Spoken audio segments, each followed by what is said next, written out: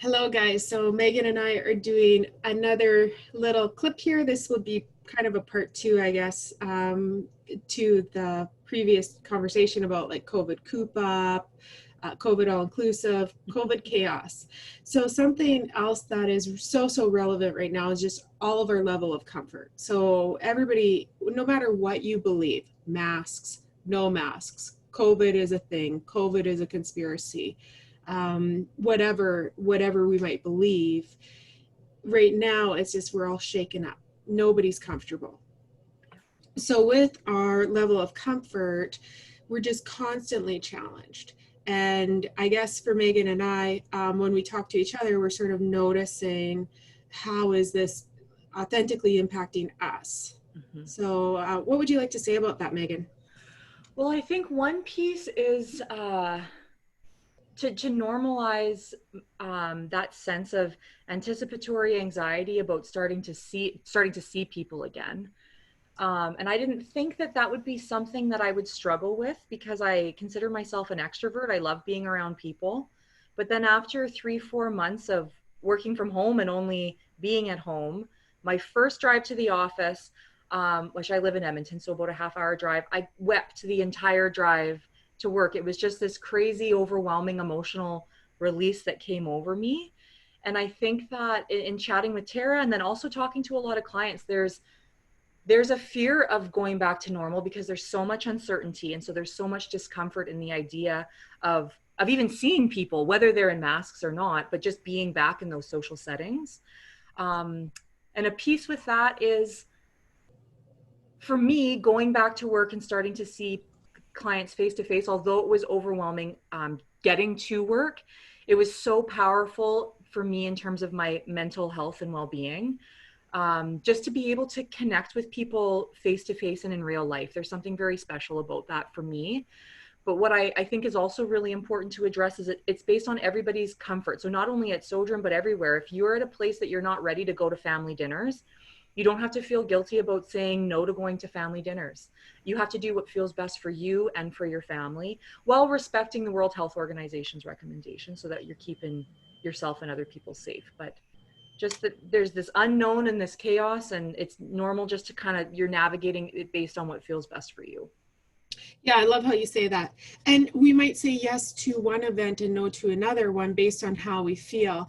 So similar for me, like when I was going to my cousin's son's birthday, and it was like the first shindig that I was going to be going to since March.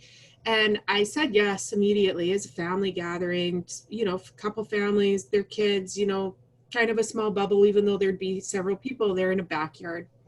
And before getting there, I was just a little bit of like, am I really ready for this? Like, I've got my kids with me.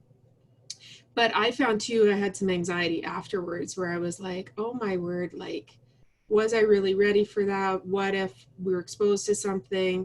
And again, it's just riding the waves of the fear. So Megan rode the waves of the fear at the beginning. And for me, the fear showed up afterwards. And I just rode through that emotion, and realized, yeah, I actually was comfortable. That's why I did that challenge.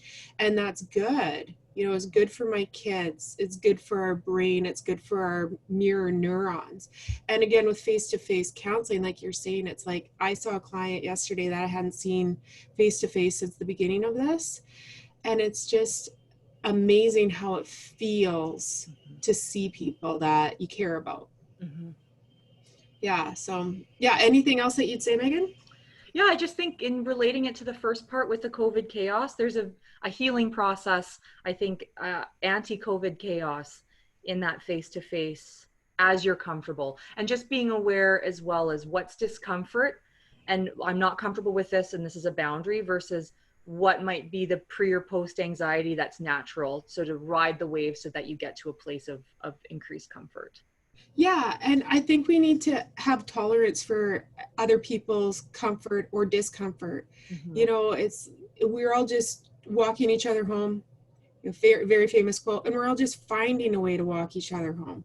Mm-hmm. Like, and if my view of supporting you is wearing a mask, that's me trying to be comfortable so that I can be in connection with you, mm-hmm. and vice versa. If my view is that we need to be less cautious, that's healthier, then that's another view of trying to walk each other home. But then again, like you said previously, we have to adhere to like AHS and WHO and what the government is regulating for us. But people are the essential. Yeah, so when we can, as we can, this is a very important challenge, to feel the fear and do it anyways within your window of tolerance and what is a manageable comfort. Yeah. So anything more that you'd say, Megan? Cry your way to work. Cry your way So that's a, no. or Yeah. cry your way home. Home, exactly. Either one, it's okay. Yeah.